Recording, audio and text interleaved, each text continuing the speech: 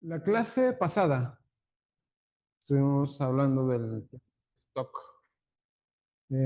Vimos una explicación así muy...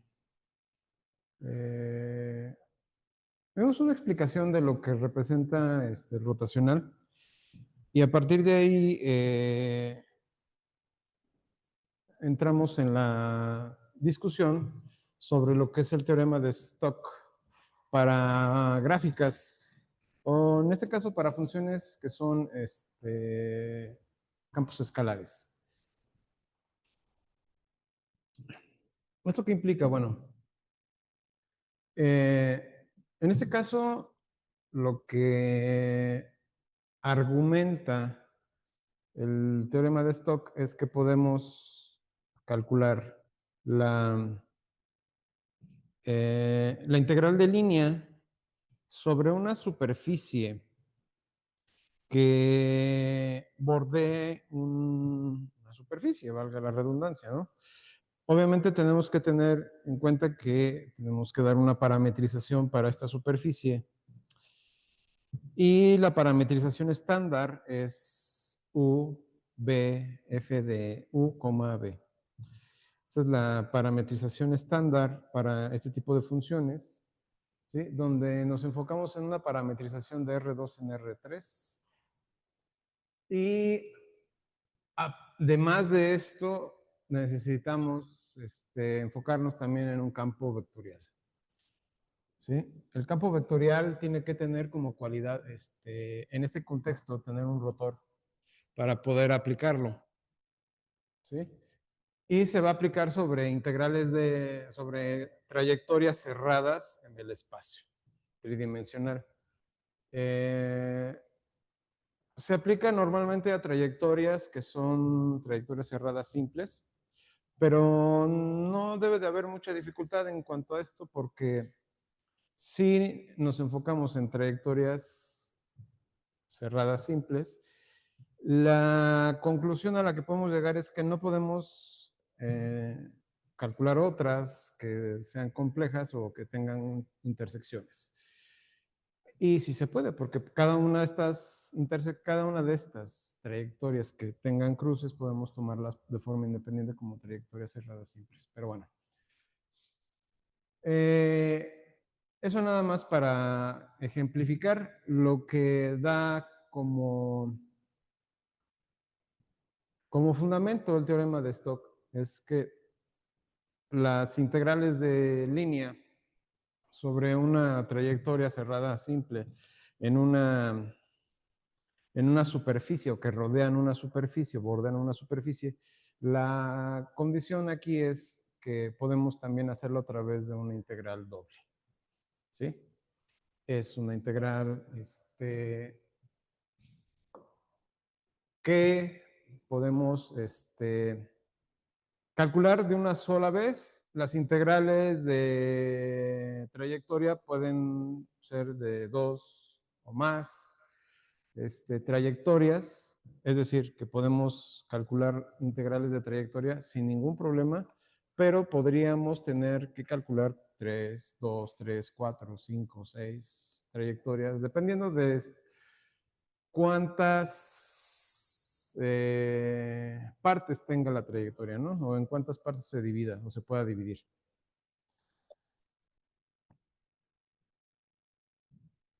En este contexto es donde aparece Stock y nos dice, bueno, pues mira, esta integral doble te permite calcular la misma integral de línea, o bueno, el resultado es el mismo, ¿sí? Y bueno, es lo que estuvimos discutiendo la clase pasada, ¿sí? Que era este resultado, ¿no? O sea, tener esta integral equivalente a esto. Usamos el teorema de Green para hacer la demostración, como se puede ver ahí. ¿sí? O sea, nos auxiliamos con el teorema de Green. Pero bueno, esto nada más era para ver. Ahora vamos a ver este ejemplo donde tenemos una intersección entre un cilindro y un plano, y esto nos genera una superficie donde el plano corta al cilindro de forma oblicua, y esto nos permite ver algo de, bueno, esta sería la curva. La curva C es una elipse en el espacio, ¿sí? Déjenme regreso un poco. Es esta, ¿sí? La que se genera a través de la intersección entre este y este. ¿Sí? Entonces tenemos nuestro cilindro, corta, tenemos también que considerar el campo vectorial que está afectando a esta superficie que se genera a partir del plano, perdón, sí, a partir del plano y el cilindro. Y en este caso, pues aquí podemos darnos cuenta que hay una rotación, ¿no? Entre esos dos. Una rotación en el plano. Obviamente esta se extrapola al espacio, ¿sí? Debido a los valores de z. La curva C es una elipse. A la hora de cortarlo de forma oblicua, el, el cilindro se forma una elipse, porque si la corta de forma horizontal sería una circunferencia, pero en este caso es una elipse. La proyección en el plano XY es una circunferencia de radio 1, ¿sí? Y bueno, vamos a parametrizar de esta forma nuestra, ¿cómo se llama? Nuestra trayectoria. ¿Qué es lo que hacemos? Bueno, tomamos las equivalencias entre lo que es ¿cómo se llama? Entre el plano y el cilindro, ¿sí? Y a partir de ahí proponemos una parametrización, hay que hacer los cálculos, obviamente, y obtenemos esto, ¿no? Dentro de nuestros cálculos para la parametrización, obtenemos este dato. Tiene que ser una cuestión en términos de 0 a 2pi. ¿Por qué? Porque tenemos un ciclo, ¿sí? Tenemos involucrada la circunferencia también. Entonces, en este contexto, es que usamos la parte de esta parametrización, ¿no? En términos de seno y coseno. Calcular la integral directamente de la trayectoria, ¿sí? Resulta no complicado, pero sí resulta algo tedioso, porque la circunferencia que se forma, en este caso, la trayectoria que se forma dentro del plano, ¿sí? La podemos dividir en dos partes. Y al dividirla en dos partes, de menos, nos permite evaluar la integral de línea, ¿sí? En dos integrales. Entonces, por eso se dice que es tedioso. Si usamos stock dentro de lo que podemos llamar la tapa, el conjunto D, ¿sí? Disco recortado, ¿sí? Es la tapa de abajo del plano, ¿sí? O más bien del cilindro. Y aquí el detalle sería sobre el plano que corta oblicuamente en este caso esto, ¿no? A la superficie, a la superficie esta que es el cilindro. Entonces tendríamos algo de ese estilo, algo parecido. Y a partir de ahí, pues nosotros podemos evaluar que es menos complicado abordar una integral doble, ¿sí? que sería una integral de superficie en este contexto. Y a partir de ahí, calcular una sola vez, ¿no? Hacer un cálculo de una sola vez. Entonces, D' es la gráfica, f de x, y, igual a y más 2, ¿sí? Donde D es el conjunto que está aquí abajo, ¿sí? Y eso nada más para enfatizar. La parametrización que se puede dar aquí, la estándar para la superficie sería XY, f de XY. Es decir, tomar el parámetro XY, por eso se define el conjunto de esta forma, ¿sí? Para de ahí pasar a R3, ¿no? En la parametrización con XY, f de XY. Entonces, a partir de ahí, con esta parametrización nosotros definimos a la superficie como el conjunto de prima. Vamos a calcular la rotacional de F primero, ¿sí? Entonces, como la gráfica de F de X, Y es igual a Y más 2, que no es nada complicado, al calcular esto, pues, dado que ya habíamos hecho los cálculos del rotacional para esta cuestión, obtenemos este dato, ¿no? Si calculamos a través de lo que ya habíamos hecho anteriormente, obtenemos lo que es la parcial de f de x, ¿sí? Y la parcial de f con respecto de y, de forma negativa, esto aplicado al producto interior con el rotacional, ¿sí? ¿Qué nos da? Bueno, ahorita lo vamos a ver. Y vamos a integrar también sobre D en coordenadas polares. Vamos a aplicar stock y vamos a cumplir, ¿no? Entonces, lo primero que hacemos es calcular el rotacional de F, ¿sí? El rotacional de F, pues tomamos estos valores que ya definimos. Recordar que el rotacional está en términos del determinante de IJK, ¿no? Y las parciales con respecto de X, con respecto de Y, con respecto de Z, ahí nosotros tenemos que calcular estos datos. Obviamente tenemos que hacer las diferentes evaluaciones de las parciales y cuando nosotros evaluamos estos términos en función del rotacional, que son estos los datos que obtenemos, ¿sí?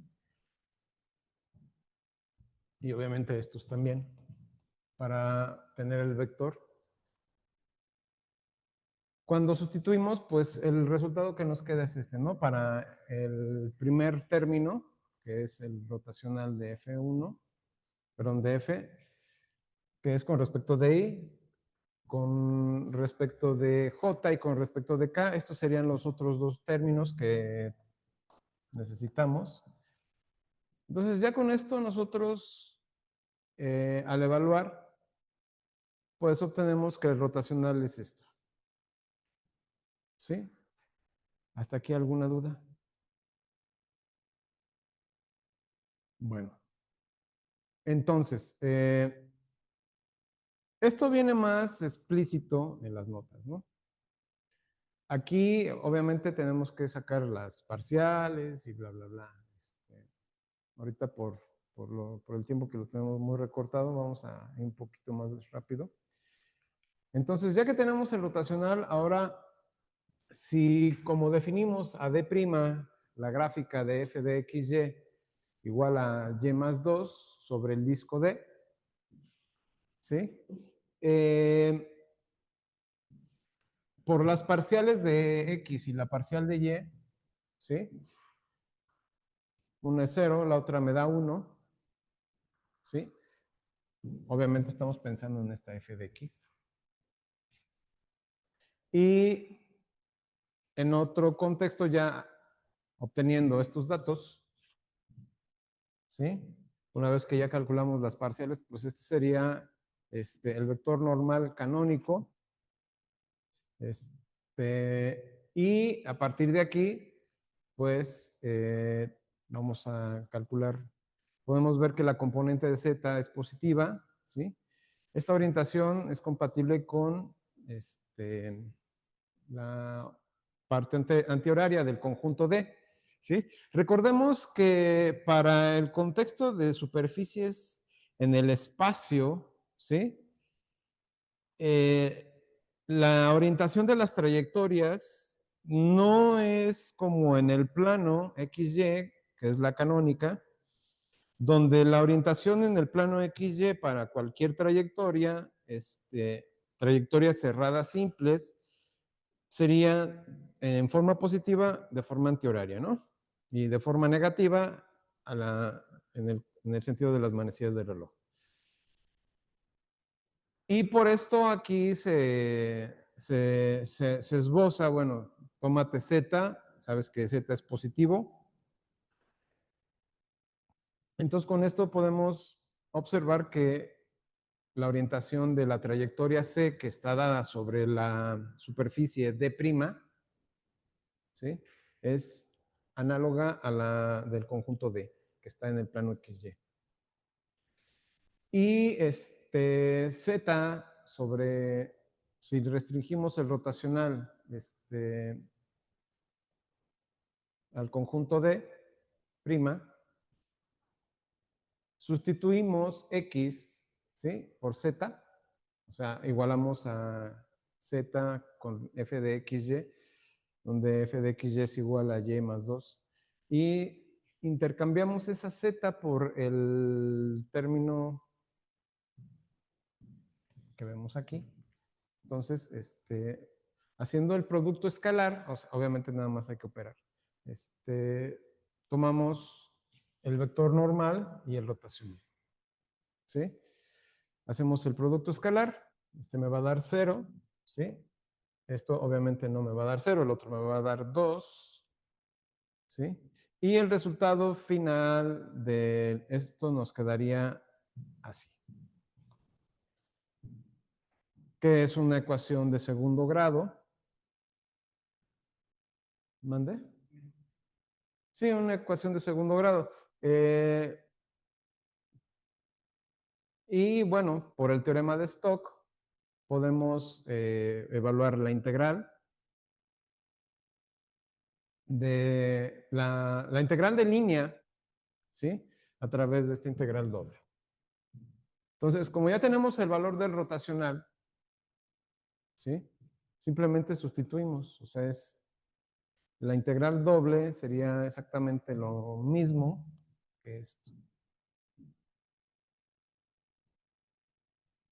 Aquí vamos a sustituir, vamos a hacer un cambio de variable, donde vamos a tomar a x como r por el coseno de teta, ¿sí?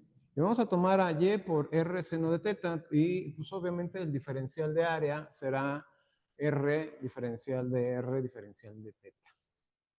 Sí, o sea, tomamos coordenadas polares en este contexto, ¿sí? Sustituimos la integral, los valores de este cambio de variable y simplemente, pues ahora lo único que nos toca hacer es hacer los cálculos, ¿no?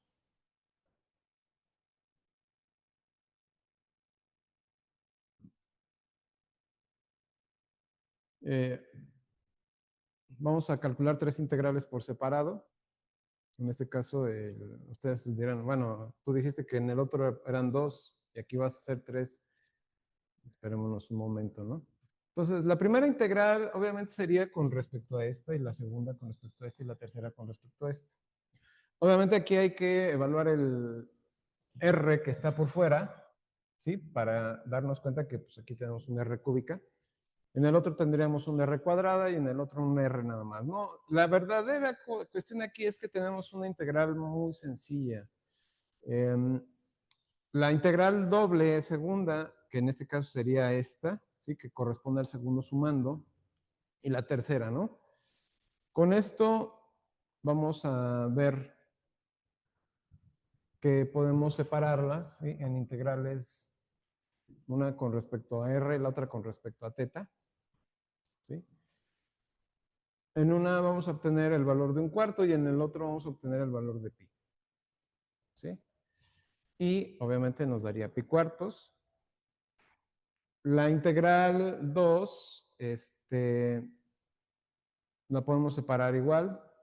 El resultado sería 0, porque, bueno, aquí la integral se anula, ¿sí? En el caso de la tercera integral, se va a convertir en un 2pi, ¿sí? Por esta condición. Estos valores que aparecen se derivan a partir de los términos, uno con respecto a teta y el otro con respecto a R. ¿Por qué? Porque son los valores que corresponden a las integrales que se calculan ahí, ¿sí? Pues simplemente nada más se muestran. Esto nada más hay que hacer los cálculos y ya no es tan complicado. En este caso, las integrales son sumamente simples. No son nada triviales, obviamente, pero son muy, muy, muy fáciles de hacer. Si tenemos, obviamente, también tablas de integrales, resulta no tan complicado.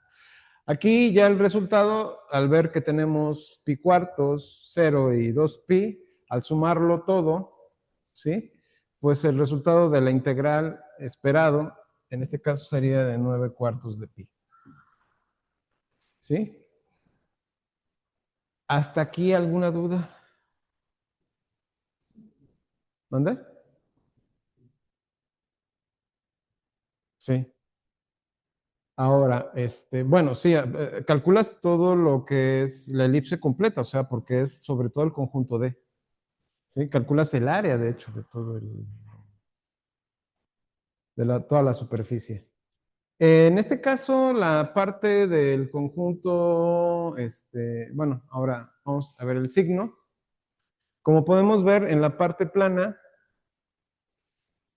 de la parte de XY, al tener menos Y y X, esto pues obviamente nos permite ver que tenemos un rotacional ahí, un rotor, ¿sí? Giran horariamente y es igual a la proyección de la trayectoria C, ¿no?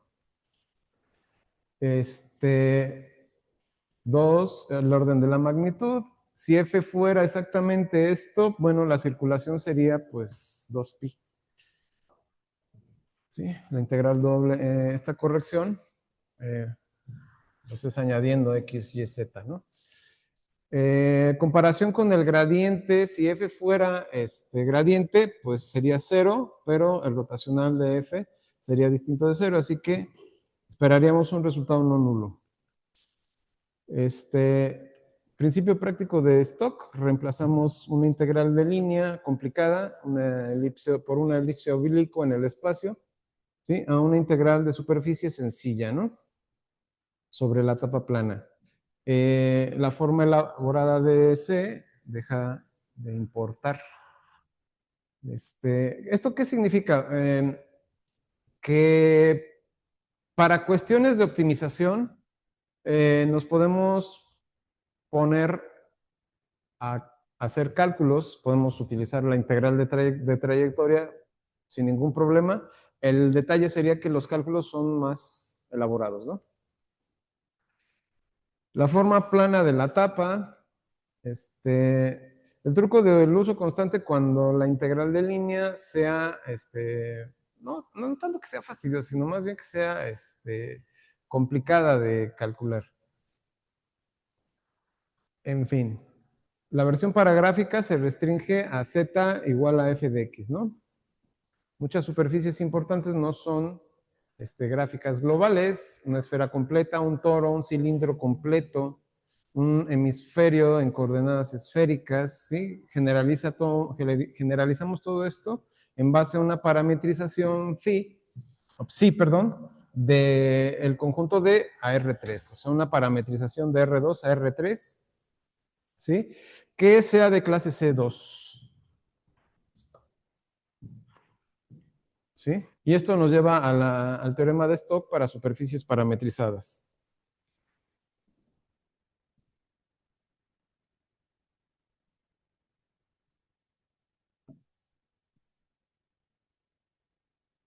Es la misma idea, ¿sí?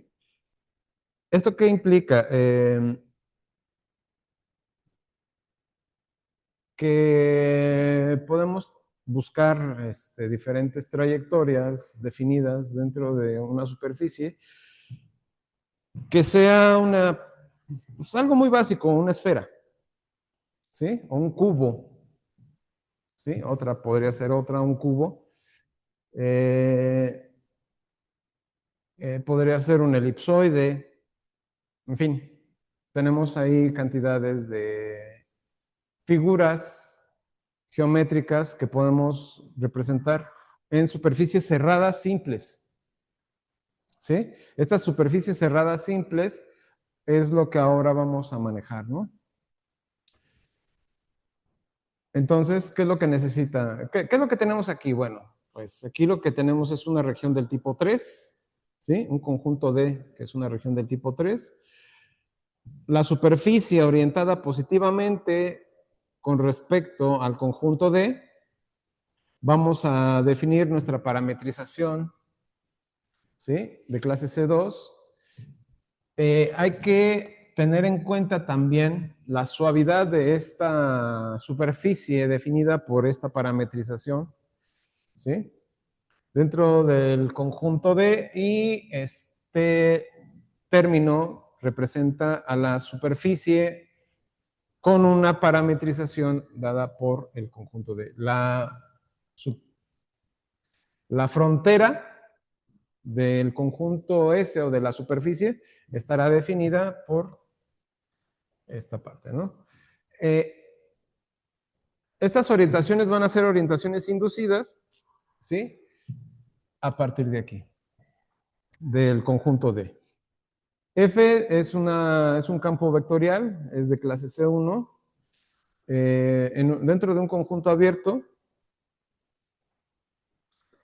que va a contener al conjunto S, ¿sí? Y eso, pues, nos lleva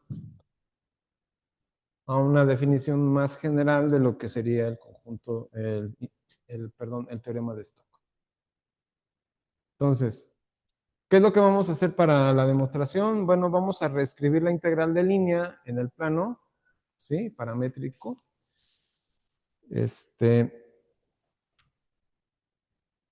Vamos a usar P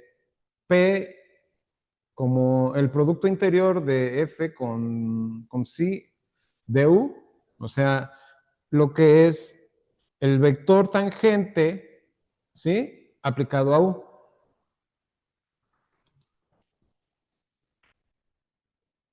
Q sería el producto interior entre el campo vectorial y el vector tangente aplicado a B.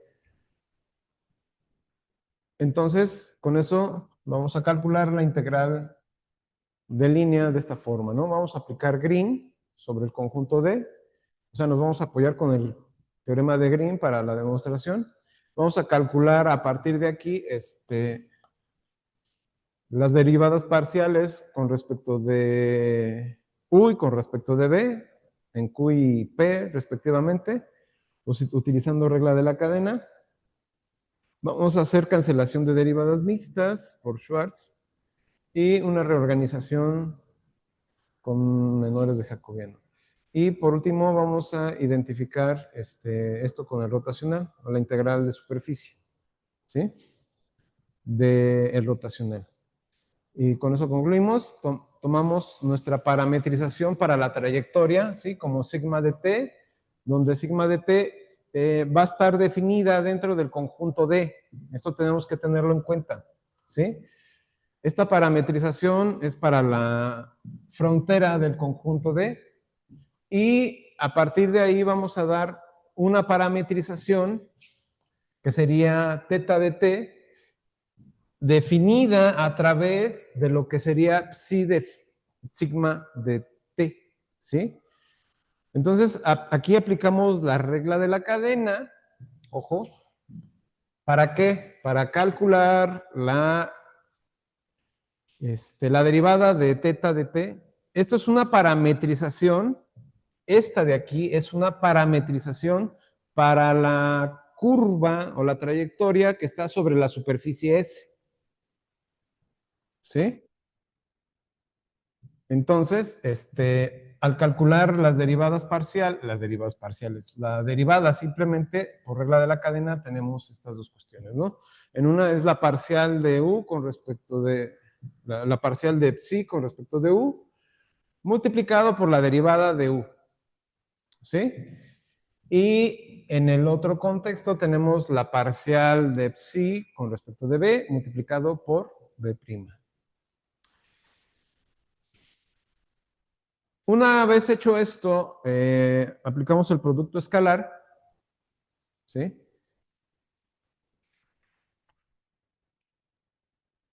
Y al aplicar el producto escalar, hay que recordar y hay que nada más observar esto, son funciones de R en R, cada uno de estos dos, ¿sí? Entonces, cuando nosotros hacemos ya el producto interior entre f y la derivada de la parametrización con respecto a, a la trayectoria que está sobre la superficie S, nos lleva a esto, ¿no? ¿Sí? O sea, tomamos estos dos términos, abrimos la suma, o sea, sustituimos y abrimos la suma por la linealidad de los campos vectoriales. Y con esto, pues simplemente sacamos las derivadas de u y de b. Una vez hecho esto, ahora definimos una función p de u con b, donde vamos a tomar la composición de f, ¿sí? Con respecto de psi de u de b por el producto interior de la derivada parcial de psi con respecto de u, ¿sí? Que es el vector tangente sobre la trayectoria definida por u, ¿sí? Y q sería algo análogo, ¿sí?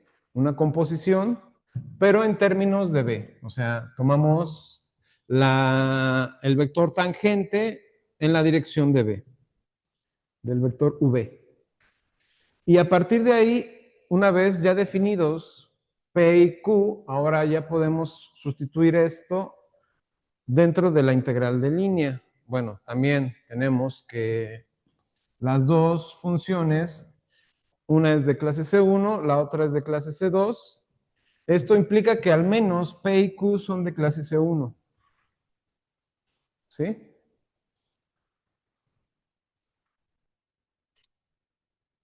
Entonces, la integral de trayectoria con respecto a la frontera de la superficie S, o sea, la trayectoria cerrada, ¿sí? La integral de trayectoria cerrada, definida por este producto interior, lo podemos reescribir de esta forma. Ahora, en términos de lo que sería el conjunto D, ¿sí? Estamos bajando esto hacia el plano XY. O sea, ¿por qué lo bajamos? Porque hicimos una reparametrización, ¿sí? Entonces, a partir de U y de B. Entonces, estos términos U y B están en el conjunto D. Entonces, esta integral de línea será sobre la trayectoria definida para el conjunto D, ¿sí? O sea, el conjunto la trayectoria que bordea el conjunto D. Una vez, ¿dudas hasta aquí? ¿No? Ok. Bueno, con esto, por hipótesis, y en este caso por el conjunto, por la integral o por el teorema de Green, tenemos esta equivalencia. ¿Sí? Ahora hay que calcular las parciales de Q con respecto de U y la parcial de P con respecto de B. ¿Sí? P tiene valores en términos de F1, F2, F3, en términos de X, U, YU y ZU. Las derivadas con respecto a bueno, Q, que sería el F1, XB, YB y ZB. La parcial de P con respecto de B, ¿sí? Es una suma doble, ¿sí? Que vamos a expresar de esta manera. Pero esta es una suma doble en términos de los valores que estamos definiendo para las distintas FI, ¿sí? O sea, ¿por qué? Porque podemos tener más de una sí, más de dos, más de tres, más de cuatro, ¿sí? Entonces, esto depende de la cantidad de términos que tenga I y J, son los valores que nos van a definir esto. Entonces, lo mismo para la parcial de Q con respecto de U. Esta es una generalización, o sea, son generalizaciones de las parciales, de la forma en la cual las hemos propuesto. Al restar los términos de cada, en este caso de FI, en los términos de psi con respecto de V, o sea, la parcial doble, ¿sí? Que en este caso sería F de B, U, o la parcial de, la doble parcial de U con B, ¿sí? En este caso aparecen estos términos, ¿sí? Como si es de clase C2, ¿sí? Vamos a tener los términos de X en función de B y U, pero sabemos que estas parciales serían equivalentes a las parciales mixtas, ¿sí? En los términos de X, de Y y de Z. Entonces, con eso nosotros vamos a simplificar los cálculos. Entonces, en ese contexto, si los términos son, al restarlos, se van a anular, ¿sí? ¿Eso qué va a implicar? Bueno, pues, igual que en el caso de las gráficas, se usa F minúscula, que es de clase C2, ¿sí? Lo que queda tras estos términos, ¿sí? Una vez que nosotros, retomamos lo que son las parciales de U, las parciales de Q con respecto de U, menos las parciales de P con respecto de U. Una vez que simplificamos los cálculos, ¿sí? Nosotros vamos a obtener estos valores. Donde en este caso vamos a tomar el valor de A igual a esto, ¿sí? La parcial de Y con respecto de U, la parcial de Z con respecto de B, la parcial de Y con respecto de B, la parcial de Z con respecto de U. ¿Sí? B sería un caso análogo, sería la parcial de Z con respecto de U, la parcial de X con respecto de B, menos la parcial de Z con respecto de B, por la parcial de X con respecto de U. Y por último, C sería X igual a, perdón, C igual a la parcial de U, la parcial de X con respecto de U, la parcial de Y con respecto de B, menos la parcial de X con respecto de B y la parcial de Y con respecto de U. Haciendo todos estos cambios, ¿sí? Vamos a simplificar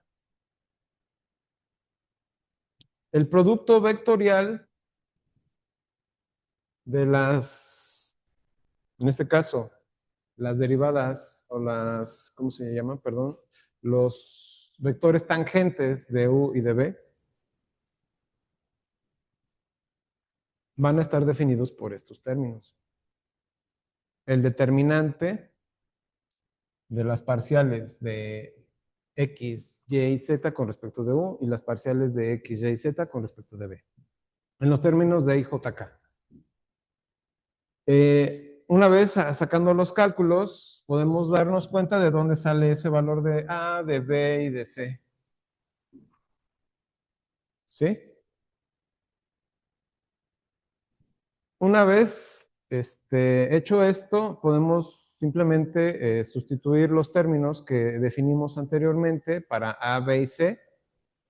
¿Sí?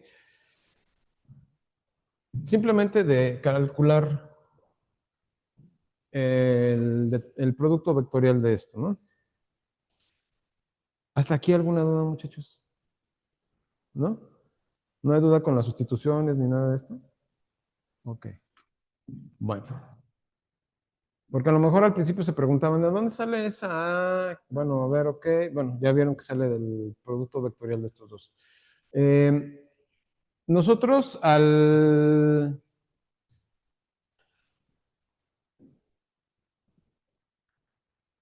observar esto, ¿sí?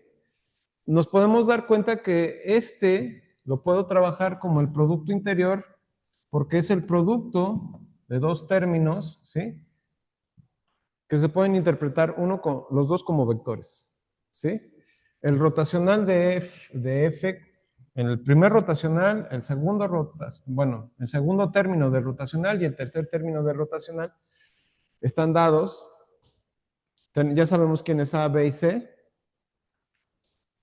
¿sí? Entonces eso pues simplemente a donde nos lleva es a darnos cuenta que tenemos un producto interior entre el rotacional y el producto vectorial de las tangentes a U y a B.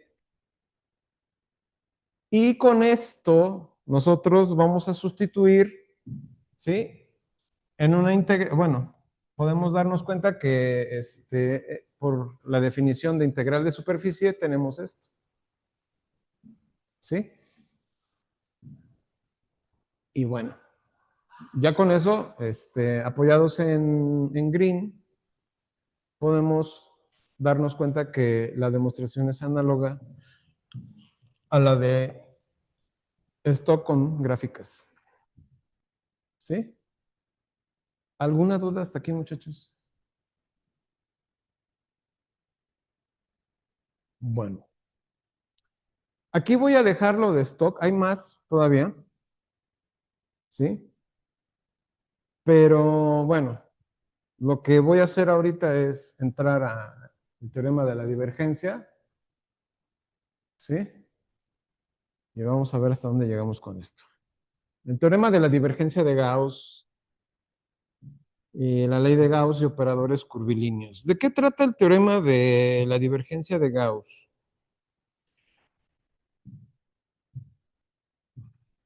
Dentro de lo que establece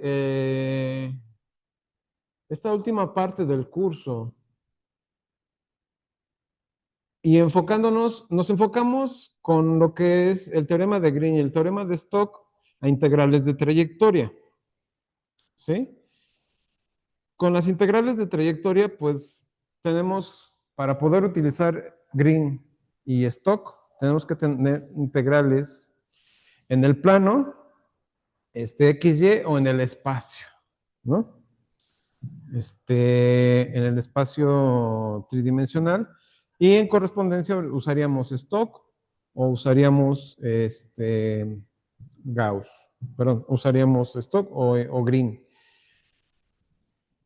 En ambos casos, para el teorema de Green tenemos situaciones donde podemos aplicarlo en el rotacional, una especie de teorema de Stock en el plano y una especie de teorema de Gauss en el plano. ¿Qué es en qué se enfoca el teorema de la divergencia de Gauss? Bueno, el mismo nombre, divergencia. Lo que nos indica es que el campo vectorial tiene que ser divergente. ¿Sí? ¿Eso qué implica? Una divergencia dentro del contexto de lo que es el teorema o dentro de lo que son los campos vectoriales divergentes, ¿sí? Puede ser de dos tipos. Uno, que sea una divergencia positiva o una divergencia negativa. ¿Cómo sería una divergencia positiva? Podemos imaginar que tenemos una,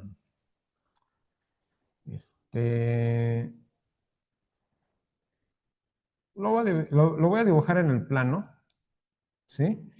Y tenemos un campo vectorial que hace algo así,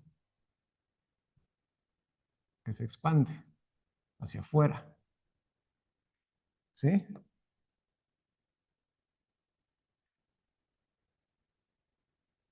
Hace esto.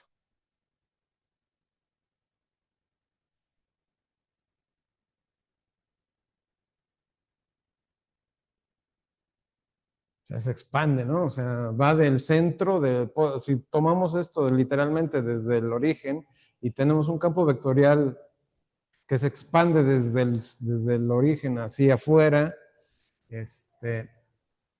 a esto le llamamos, lo podríamos definir como un campo vectorial divergente positivo, ¿sí? En ese contexto, podemos darnos, si nosotros observáramos que aquí hay, por ejemplo, un flujo, ¿sí? Podemos ver que si tenemos una gran concentración de partículas o de algún material o de algún contexto físico, puede ser electricidad, no sé, puede ser cualquier cosa que cuando nosotros aplicamos este campo vectorial, lo que va a mover es estas partículas o este fluido hacia afuera, lo va a expandir. Entonces, ¿qué es lo que provoca eso? Provoca o sea, baja la densidad del material, puede ser el gas, por ejemplo, ¿sí? Cuando nosotros calentamos el gas, se produce una divergencia, ¿sí? Porque el gas se expande, ¿sí? Un globo, cuando lo inflamos, lo podemos pensar como un campo vectorial si nosotros le pintamos al globo puntitos por todos lados. Cuando lo estamos inflando, vemos que se empieza a expandir. Esa es una divergencia, ¿sí? Un chorro de agua, por ejemplo, en ese caso, en 3 dimensiones, si nosotros tenemos una manguera, ¿sí? Tenemos un flujo de agua que hace esto, pero cuando llega el agua al final de la manguera, si nosotros tenemos una superficie que lo que va a hacer es expandir el agua, lo que va a hacer es lanzarla de esta forma, ¿sí? Esta es una divergencia, ¿sí? Esto se aplica al flujo, la velocidad, ¿sí? Entonces, esta es otra forma de verlo, ¿sí? ¿Qué otra condición tenemos? La negativa, ¿sí? En este caso tenemos el campo vectorial negativo, pues es inverso. Tenemos algo de este estilo, ¿sí? Donde la divergencia se da hacia adentro y esto, en vez de diverger, más bien converge. O sea, suena paradójico, ¿no? Decir, oye, pero ¿cómo divergencia negativa? Bueno, lo pueden ver como convergencia, ¿sí? Porque todo se acerca, en este caso, al origen, ¿sí? Y si lo observan de esta forma, este campo vectorial lo que va a provocar es una congregación. Por ejemplo, si nosotros, en lugar de calentar un gas, lo enfriamos, ¿qué pasa? Exactamente, se contrae el gas, ¿no? O sea, se concentra en la parte más baja de un cilindro, ¿sí? Esto es una divergencia negativa. El campo vectorial de la Tierra, que lo podemos interpretar como el campo magnético de la Tierra, o más bien la gravedad, que lo podemos ver como un campo vectorial que jala todo hacia el centro. Es un campo vectorial negativo, ¿sí? Este, en cuestiones de flujo, podemos ver, por ejemplo, hay unas fuentes que son como inclinadas, o sea, son como planos inclinados, ¿sí? Y al final pues tienen un lugar por donde se va el agua, o sea, tienen un hoyo por donde se va el agua, ¿sí? Un desagüe. Este desagüe, pues se convierte en un sumidero. Esto es un sumidero, ¿sí?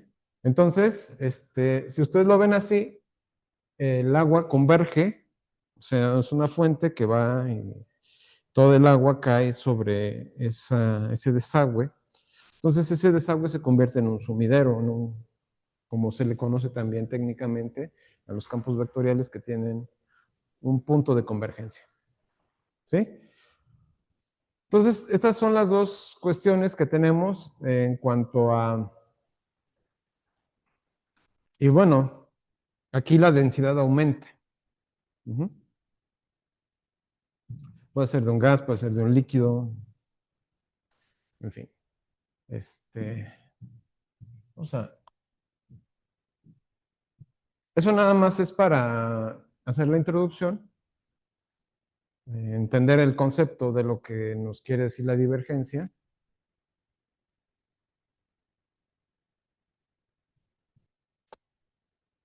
¿Sí?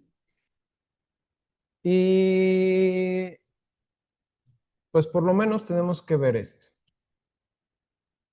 lo que es la demostración del teorema de la divergencia. Si nos da tiempo, vemos el ejemplo. La ley de Gauss ya no sé si llegamos aquí, ¿sí?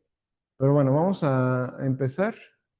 Estos son algunos personajes que intervienen en el contexto del tema del teorema de la divergencia, ¿sí? Gauss, Ostrogradsky, Green y Maxwell, ¿no? La ley de Gauss, magnetismo, cálculo de variaciones y primera demostración, ¿no? Eh, para el teorema de Green, el caso del teorema de Green lo vimos hace no mucho, ¿sí? Vimos que tenía una cualidad del teorema de Green, lo podemos nosotros modificar de tal manera que si tenemos una divergencia, o sea, si nosotros tenemos un campo vectorial dentro del plano y es divergente, lo podemos transformar esto, ¿sí? En una integral doble definida, pero por una suma, ¿sí? Obviamente ahí hay que tener en cuenta que necesitamos tener una divergencia, ¿sí? En el plano. El lado izquierdo es la circulación tangencial, ¿sí? El operador del lado derecho es la componente de z del rotacional de F, ¿sí?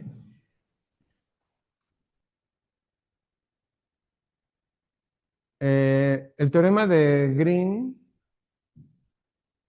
en el caso del flujo, sería este, ¿sí? O sea, una integral de flujo en el plano.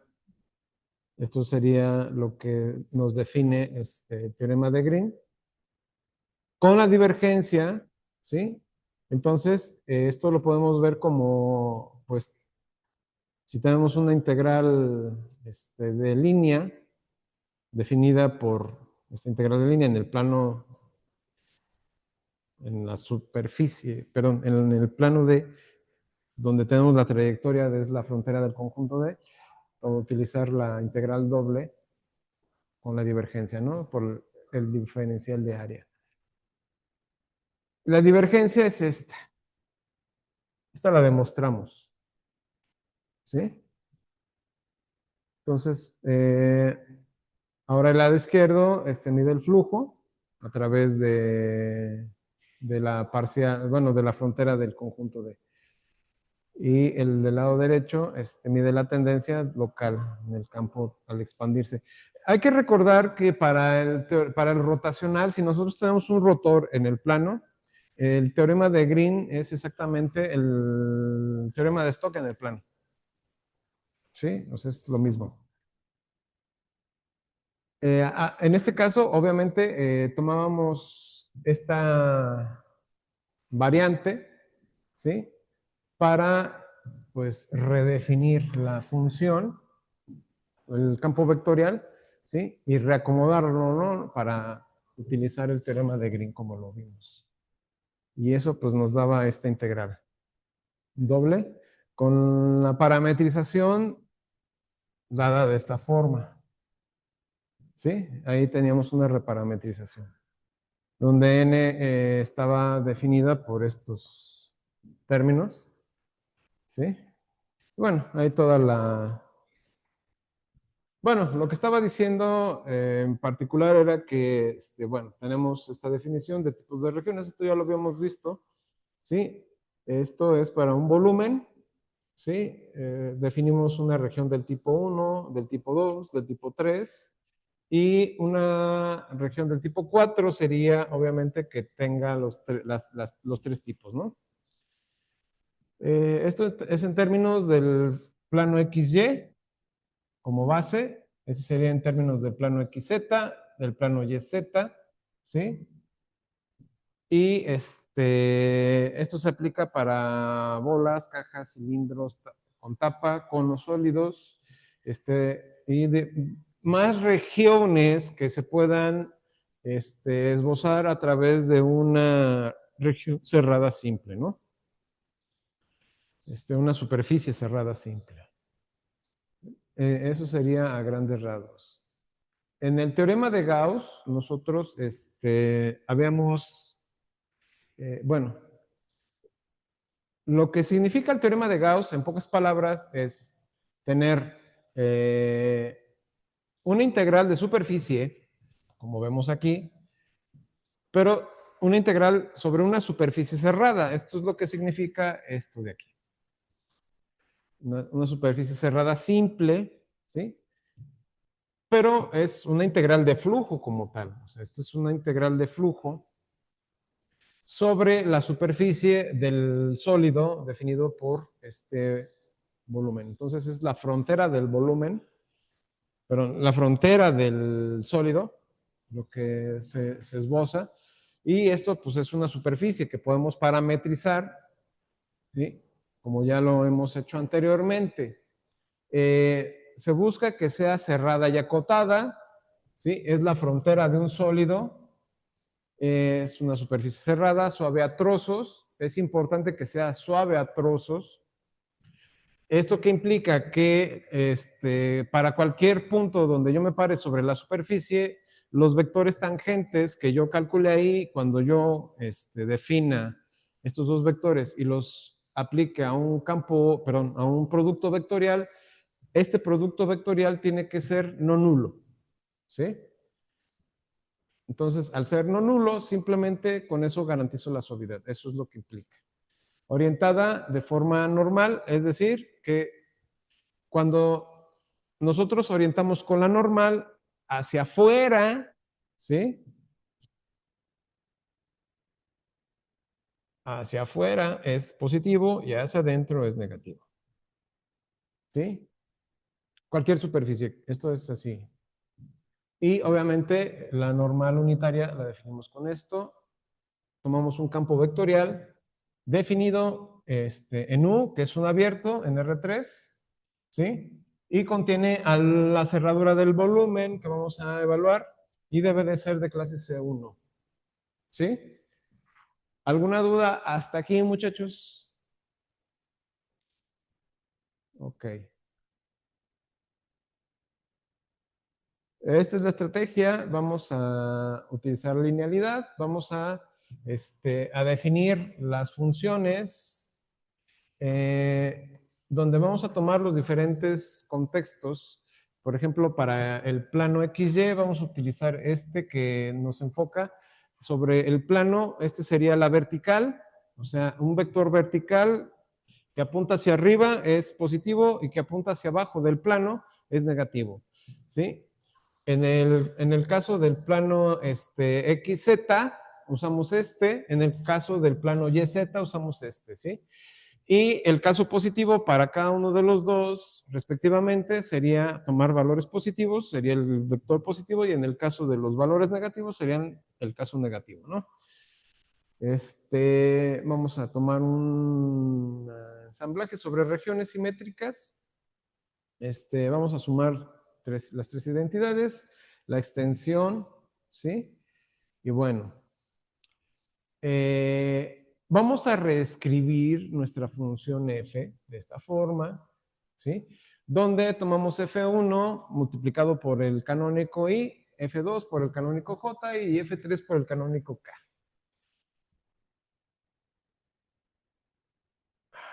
Y esto nos lleva a redefinir la integral de superficie o la integral de flujo, ¿sí? De esta forma, donde la dividimos en tres integrales, ¿sí?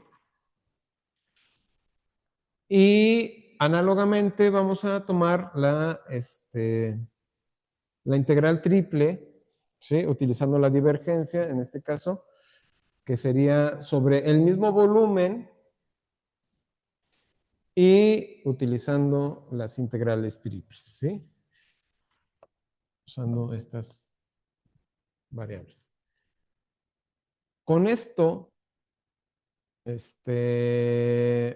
bueno, lo que vamos a hacer es una comparativa entre estas dos para ver que se corresponden una con la otra, ¿no?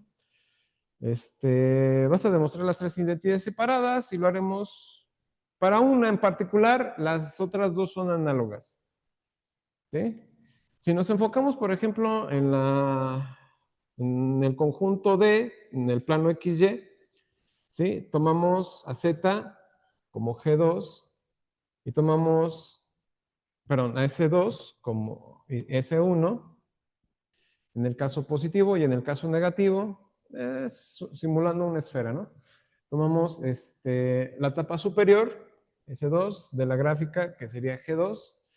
La normal apunta hacia arriba, en este caso la normal apunta hacia abajo, la de G1, ¿no?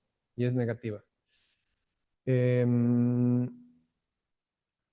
Tenemos con esto, si nosotros multiplicamos o hacemos un producto interior entre K y N3, esto sería, nos daría 0, lo que marcaría la ortogonalidad entre estos dos.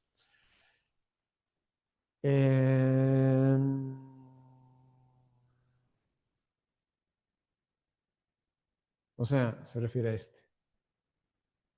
¿Sí? Y con esto, ahora sí, vamos a tomar una parametrización sigma 2, ¿sí?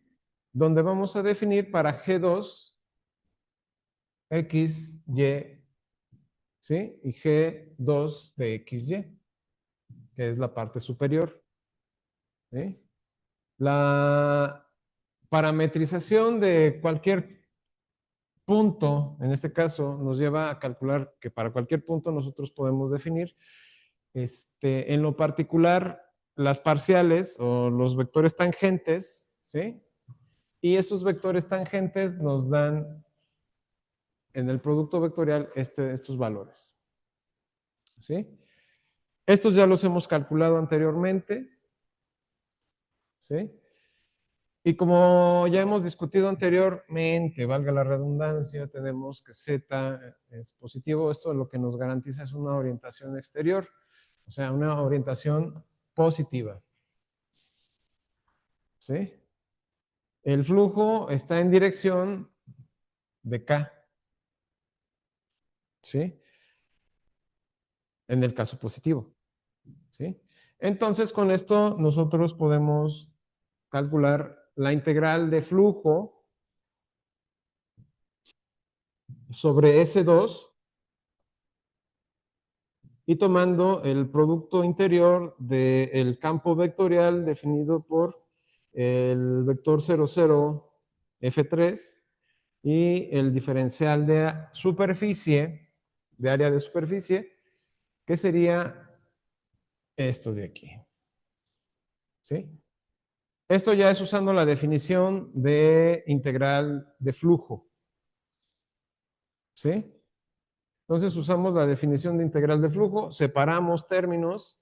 Esto ya es con la parametrización sobre el plano XY, sobre el conjunto D. ¿Sí? Y utilizando esto, pues simplemente aplicamos la definición de esta integral, o sea, hacemos el producto, obtenemos esto, y esto pues nos queda simplemente una integral doble, ¿sí? Que se convierte en una integral de manera simple, en una integral de superficie. Pasamos de una integral de flujo a una integral de superficie, ¿sí? Entonces, la etapa inferior la parametrizamos y es algo análogo, y obtendríamos esto para la etapa inferior. O sea, sería el mismo caso, pero en el contexto negativo. ¿Hasta aquí alguna duda? ¿No? Bueno, entonces, y para el costado sería, pues, la integral se convierte en un término que me da 0. ¿Sí? Entonces es una integral que no suma, no pasa nada.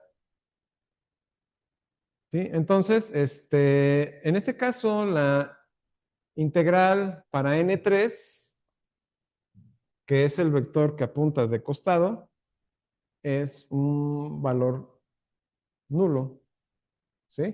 O sea, es 0. Que punto a punto, bueno, me da una integral nula. Entonces ya tenemos para S1, para S2 y para S3, la integral nos quedaría de esta forma, la integral de superficie, ¿sí?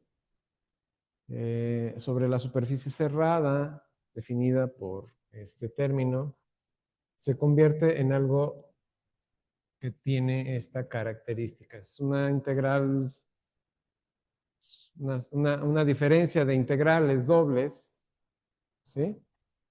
Una se convierte en nula. Y bueno, combinando esto, pues nos queda de esta forma, ¿sí?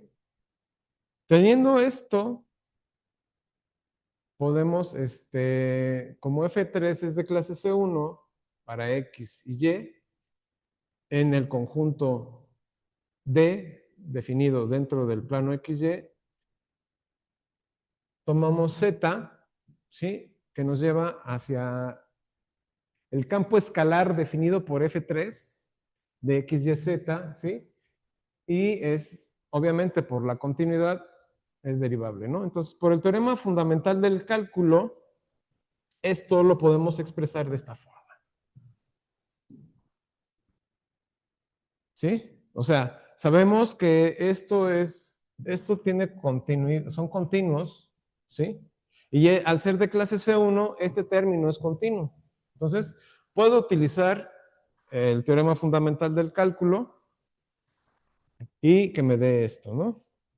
Entonces, este es el núcleo analítico de la demostración.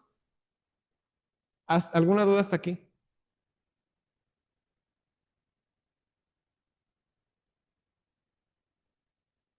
Bueno, ¿esto a dónde me lleva? Bueno, simplemente voy a sustituir ese término que era la diferencia entre F3 para G1 y F3 para G2, ¿sí? Donde yo tenía F de X, Y de G2, ¿sí? Menos F de X, Y G1.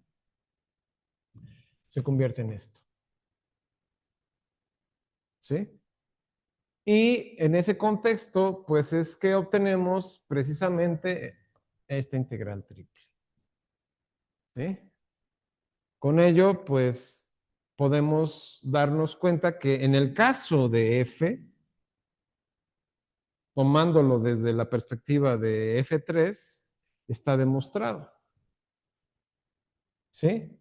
Y los casos para F1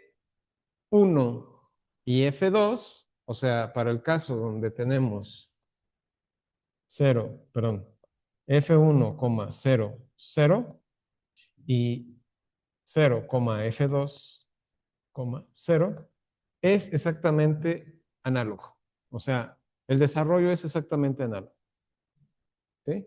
Y con eso, pues obviamente, lo que implicaría sería, pues, darnos cuenta que tenemos esto para las regiones del tipo 3 y tenemos esto para las regiones del tipo 2. Sustituyendo estos términos en la integral como tal, ¿sí? Nos lleva a ver que pues se demuestra el teorema de la divergencia. Esto viene un poco más detallado en el contexto de las notas, ¿sí? Ahí pueden revisar las notas y esto pues al final es simplemente pues, lo que estábamos buscando, ¿no? Calcular una integral de flujo con una integral triple, ¿sí? Entonces,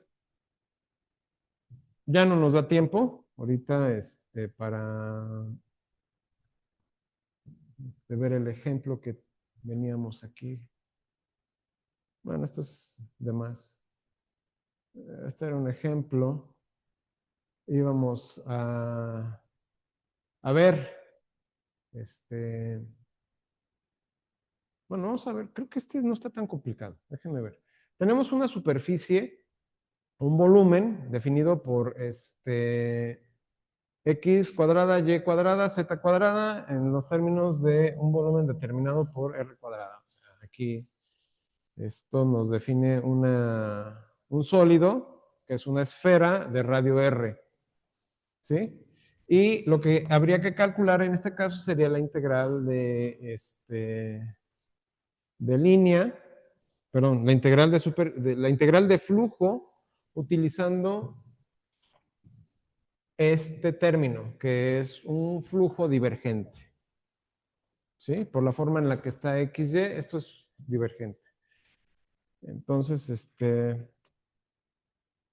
háganlo como tarea moral. ¿Sí? Y nos vemos, bueno, ya con esto, vamos casi corriendo, pero nos permite ver que hay más todavía, ¿no? El curso termina con esto.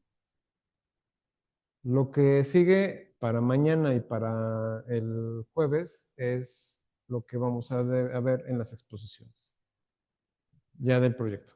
¿Sí? Entonces, con esto termino. Gracias, muchachos, y pues nos vemos mañana. No, ya no. Lo que corresponde para la siguiente semana es presentar el miércoles 3 las reposiciones y los finales. Y el día 10, que es la segunda tanda de finales, nada más voy a aplicar finales. ¿Sí? Entonces, si tienen que reponer algo, pues vayan pensando, ¿no? Y vayan estudiando.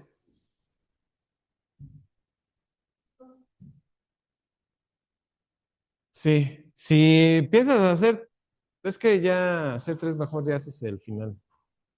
Mejor hagan el final. Sí. Bueno, es todo. Gracias, muchachos.